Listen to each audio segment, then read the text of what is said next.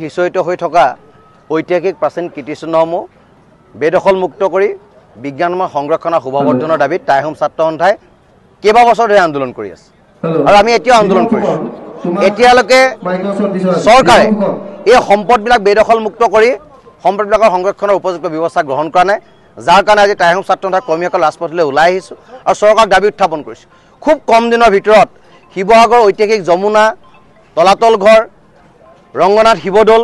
ফাগুৱা দলকে আদি কৰি যিবিলাক সম্পদ আছে এই সম্পদবিলাকৰ যদি বিজ্ঞানময় সংৰক্ষণ আৰু শুভবৰ্ধনৰ ব্যৱস্থা গ্ৰহণ নকৰে যে টাই আহোম ছাত্ৰ সন্থাই এক জংগী প্ৰতিবাদ কাৰ্যসূচী গ্ৰহণ কৰিব, যিকোনো পৰ্যায়লৈ যাবৰ কাৰণে সদৌ টাই আহোম ছাত্ৰ সন্থাৰ সংগ্ৰামী সতীৰ্থসকল প্ৰস্তুত থাকিব।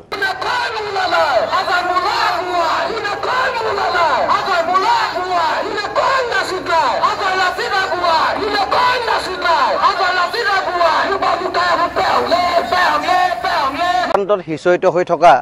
ঐতিহাসিক প্ৰাচীন কীৰ্তিচিহ্নসমূহ বেদখল মুক্ত কৰি বিজ্ঞানময় সংৰক্ষণ আৰু শুভবৰ্ধনৰ দাবীত টাই আহোম ছাত্ৰ সন্থাই কেইবা বছৰ ধৰি আন্দোলন কৰি আছে আৰু আমি এতিয়াও আন্দোলন কৰিছোঁ। এতিয়ালৈকে চৰকাৰে এই সম্পদবিলাক বেদখল মুক্ত কৰি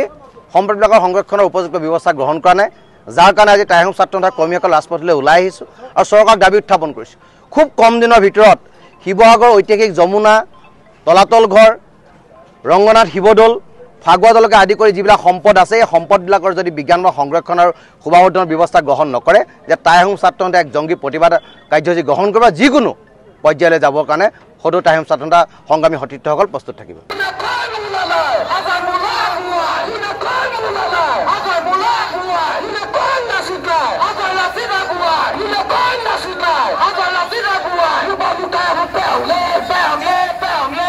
হিচৰিত হৈ থকা ঐতিহাসিক প্ৰাচীন কীৰ্তিচিহ্নসমূহ বেদখল মুক্ত কৰি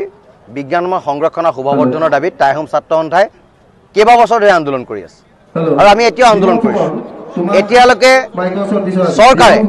এই সম্পদবিলাক বেদখল মুক্ত কৰি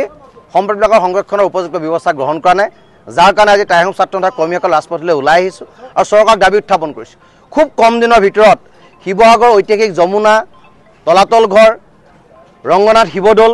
ফাগুৱা দলকে আদি কৰি যিবিলাক সম্পদ আছে এই সম্পদবিলাকৰ যদি বিজ্ঞানময় সংৰক্ষণ আৰু শুভবৰ্ধনৰ ব্যৱস্থা গ্ৰহণ নকৰে যে টাই আহোম ছাত্ৰ সন্থাই এক জংগী প্ৰতিবাদ কাৰ্যসূচী গ্ৰহণ কৰিব, যিকোনো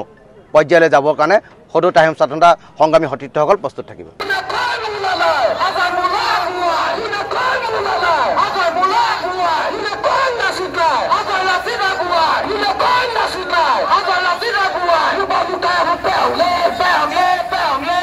হিচৰিত হৈ থকা ঐতিহাসিক প্ৰাচীন কীৰ্তিচিহ্নসমূহ বেদখল মুক্ত কৰি বিজ্ঞানময় সংৰক্ষণ আৰু শুভবৰ্ধনৰ দাবীত টাই আহোম ছাত্ৰ সন্থাই কেইবা বছৰ ধৰি আন্দোলন কৰি আছে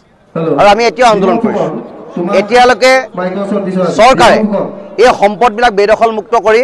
সম্পদবিলাকৰ সংৰক্ষণৰ উপযুক্ত ব্যৱস্থা গ্ৰহণ কৰা নাই, যাৰ কাৰণে আজি টাই আহোম ছাত্ৰ সন্থাৰ কৰ্মীসকল ৰাজপথলৈ ওলাই আহিছোঁ আৰু চৰকাৰক দাবী উত্থাপন কৰিছোঁ। খুব কম দিনৰ ভিতৰত শিৱসাগৰ ঐতিহাসিক যমুনা, তলাতল ঘৰ, ৰংগনাথ শিৱদৌল, ফাগুৱা দলকে আদি কৰি যিবিলাক সম্পদ আছে এই সম্পদবিলাকৰ যদি বিজ্ঞানময় সংৰক্ষণ আৰু শুভবৰ্ধনৰ ব্যৱস্থা গ্ৰহণ নকৰে যে টাই আহোম ছাত্ৰ সন্থাই এক জংগী প্ৰতিবাদ কাৰ্যসূচী গ্ৰহণ কৰিব, যিকোনো পৰ্যায়লৈ যাবৰ কাৰণে সদৌ টাই আহোম ছাত্ৰ সন্থাৰ সংগ্ৰামী সতীৰ্থসকল প্ৰস্তুত থাকিব। যিকোনো খবৰৰ বাবে যোগাযোগ কৰক 7099017330 লগতে 7099017110 নম্বৰত।